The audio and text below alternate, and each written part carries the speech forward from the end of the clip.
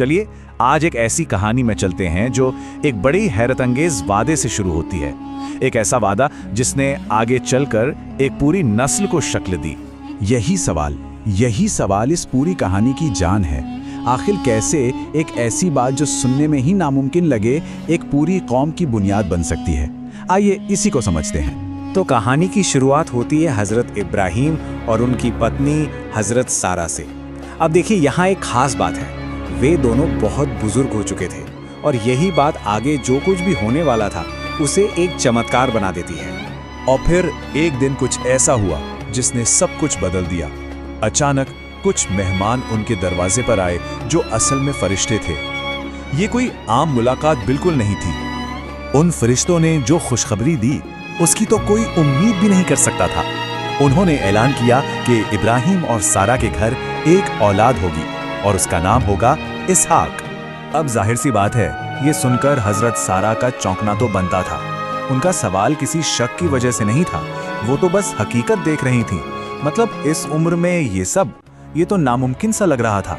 लेकिन देखिए, फरिश्तों का जवाब इंसानी सोच की हदों से कहीं आगे था। उन्होंने बस एक सीधी सी बात याद दिलाई, जो इंसानों के लिए नामुमकिन लगता है वो अल्लाह के लिए भला क्या मुश्किल है। और बस यहीं से कहानी उस वादे से हकीकत बनने की तरफ बढ़ चलती है।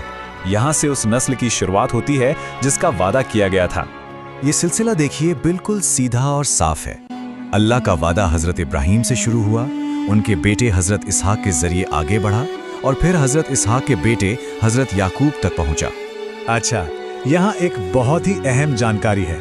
इसराइल ये उस वक्त किसी जगह या कबीले का नाम नहीं था, ये असल में हजरत याकूब का ही दूसरा नाम था। इसे याद रखना आगे की कहानी को समझने के लिए बहुत जरूरी है। तो अब कहानी एक अकेले इंसान यानी हजरत याकूब से निकलकर एक पूरी कौम की बुनियाद तक पहुंचती है, यानी बनी इसराइल तक। 12 ये नंबर बहुत खास है। यही वो तादाद है जिससे बनी इसराइल के 12 कबीलों की शुरुआत हुई। तो जैसा कि हमने देखा, हजरत याकूब जिन्हें इसराइल भी कहा जाता है, उनके 12 बेटे थे और इन्हीं बेटों से बनी इसराइल की नस्ल चली और फिर एक बहुत बड़ी कौम बनी।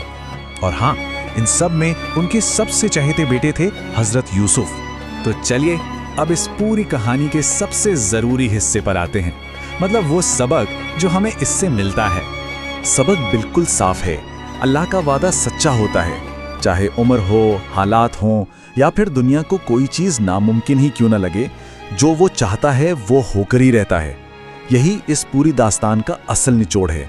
तो आखिर में ये कहानी हमें एक सवाल के साथ छोड़ जाती है जो सोचने पर मजबूर करता है। एक वादे में, खासकर एक ऐसे वादे में जो अल्लाह की तरफ से हो, आखिर कितनी ताकत हो सकती है जो आने वाली पीढ़ियों और पूरे इतिहास को एक नई शक्ल दे दे।